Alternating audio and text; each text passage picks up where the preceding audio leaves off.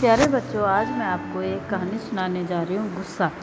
आपको अपने गुस्से पे कैसे कंट्रोल करना है ये बताया गया है। ओके, तो मैं कहानी स्टार्ट करती हूँ। ये एक छोटे से बच्चे की कहानी है जिसका नाम था अभिनव।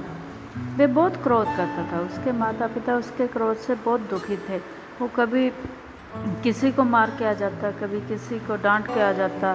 तो हर रोज़ उसके पड़ोस से कोई न कोई उसकी शिकायत आती रहती थी। कभी किसी से झगड़ता तो कभी किसी को मार के आ जाता। इससे अभिनव के जो माता पिता थे बहुत दुखी रहने लगे। वो स्कूल में भी जाता तो स्कूल में भी उसकी शिकायतें जो थी आती रहती थी। तो मतलब अपने गुस्से पे कंट्रोल ही नहीं कर पाता था। एक दिन की बात है कि अभिनव की माँ जो थी वो चिंता में बैठी हुई थी कि उसके गुस्से से कैसे बचा जा सके। वे इतना ही सोच रही थी कि उसके गुस्से को कैसे कंट्रोल कर सके। तभी माँ को एक तरकीब सूझी। वे इतना तो जानती थी कि यदि इंसान को गुस्सा आए और उस समय उसका ध्यान कहीं दूसरी बातों में लगा दिया जाए तो गुस्सा स्वयं ही शांत हो जाएगा। गुस्सा तब भी शांत हो जाता है यदि उसे बाहर निकलने का कोई रास्ता मिल जाए। यानी कि कहने का मतलब ये है बच्चे, अगर आप गुस्से को कन्वर्ट कर दें, किसी दूसरी जगह में लगा दें अपने ध्यान को, तो हम गुस्से पे कंट्रोल कर सकते हैं। अभिनव की माँ ने यही तरकीब आजमाने का फैसला किया। उन्होंने तय किया कि वे भी इस तरकीब का प्रयोग अभिनव पर करेगी। अगले दिन अभिनव की माँ ने उसे अपने पास बुलाया। प्यार से बोली, तुम मेरे प्यारे बेटे हो और मैं जानती हूँ कि तुम भी मुझसे बहुत प्यार करते हो और मेरे अच्छे बेटे हो। देखो, मेरी एक बात मानोगे? अभिनव बोला, क्या माँ? देखो बेटा, गुस्से से तुम्हारा कितना नुकसान हो रहा है। तुम्हारे दोस्त कितने कम हो गए हैं। स्कूल में भी आए दिन तुम्हारी टीचर्स की शिकायत आती रहती है। माँ, मैं तो अपनी तरफ से कोशिश करता हूँ, मगर जब मुझे गुस्सा आता है तो पता ही नहीं चलता कि मैं क्या कर रहा हूँ। अभिनव ने विवश स्वर में कहा, विवश मतलब दुखी मन से कहा, मैं जानती हूँ बेटा, मेरे पास एक उपाय है। तू अगर मेरी बात मान ले। क्या? अभिनव ने उसी बात को काटते हुए कहा, क्या?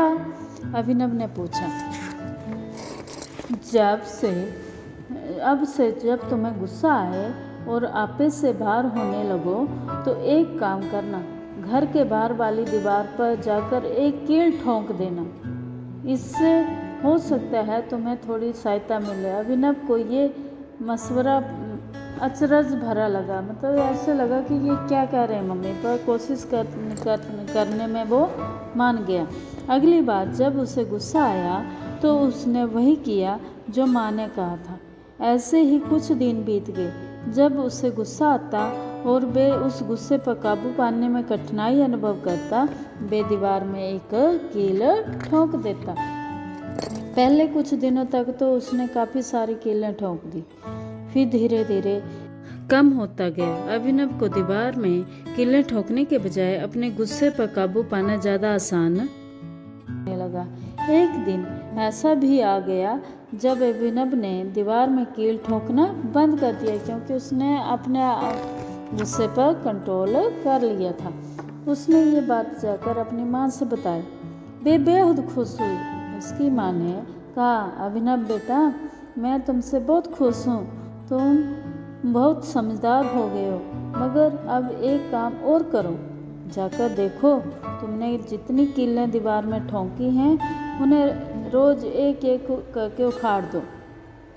अभिनव ने वैसा ही किया जैसा माँ ने कहा था। जब सभी कीलें निकल गई तो उसने आकर माँ से बताया, कुल 30 कीलें थी। इसका मतलब ये हुआ कि अभिनव को अपना गुस्सा काबू करने में करीब 1 माह का समय लगा। माह मतलब महीना, 1 मंथ। मगर अब उसे खुशी थी कि वे अपना क्रोध जीत चुका था। लेकिन अभिनव की माँ ने उसकी बाजू पकड़कर, अभिनव बेटा चलो तो जरा मैं भी देखूं तुमने कहाँ ठोकी थी कीलें। अभिनव माँ को साथ लेकर उस जगह ले चला गया। माँ ने दीवार की ओर देखा, फिर अभिनव से बोली, देखो अभिनव, जहाँ जहाँ से तुमने कीलें निकाली हैं वहाँ वहाँ सुराख हो गए हैं, और ये चेचक जैसे दाग कितने भद्दे लग रहे हैं। वो मतलब वो अजीब से लग रहे हैं। अब आप जानते हैं कि दीवार पे कोई भी चीज़ लग जाए तो मम्मी पापा कितना गुस्सा करते हैं, तूने सारी दीवार खराब कर दी, तूने वो किया। परंतु अभिनव की माँ ने क्या किया, अभिनव ने देखा और शर्म से गर्दन झुका ली। आप भी वैसे करते हैं, कभी बोल के मार देते हैं, कभी कुछ मार देते हैं तो माँ बाप गुस्सा होते हैं ना, वैसे माँ ने फिर कहा, अब ये दीवार पहले जैसी कभी नहीं हो सकेगी, इसमें ये निशान हमेशा बनाए रहेंगे। इसकी तरह जब हम गुस्से में किसी से अपशब्द, बुरे शब्द कहते हैं तो उसके घाव कभी नहीं भरते हैं। हथियार का घाव भले ही भर जाए, मगर शब्दों का दिल पर बना घाव कभी नहीं भरता। अभिनव को अब माँ की बात समझ आ गई थी। तो प्यारे बच्चों, आप भी अपने गुस्से पे कंट्रोल करना, और अगर गुस्सा आए तो कोई ऐसा काम करना जिससे किसी को नुकसान ना हो और आपका गुस्सा भी कंट्रोल में हो जाए। बाय।